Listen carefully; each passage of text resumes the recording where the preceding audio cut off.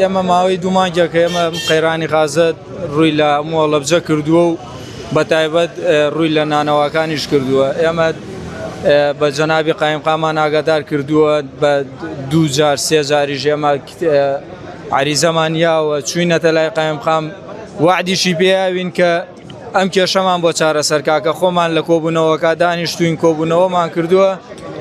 ئەمە قسەی قایمقام خۆیەتی کە لە زۆر لە کەم خاستان بۆ دابی نەکرێ، بەڵام ئێمەش قایل بووین بەوە هاتووینەتە دەرەوە. بەڵام ئیسە غازەکە زۆرە، قایمقام هەر خۆی لێ بێبەری کردووە و نایەتە سەرخەت کە زۆرە با زۆرمان باتێ، حسەی خۆمانمان باتێ، بەڵام هەتا ئیسە حەسەگار وەکو خۆی وایە و خۆی بێدەنگ کردووە لێ.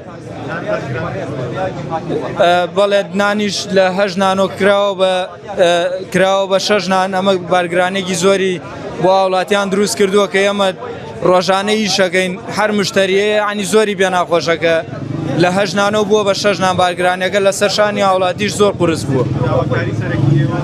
داواکاری سەرێکی ئەمە قایمقام بێتە سەرخەت ئەم کێشە چارەسەرکە، ئەگەر بۆی حەلەبێ با حەلیگا بۆمان و ئێمەش یا بڵێ دای خەنکاکە ئیتر مەیکەنەوە، یا ئێمە ناکرێ ئێمە 2 ڕۆژ دوکانکەین و 3 ڕۆژ داخین.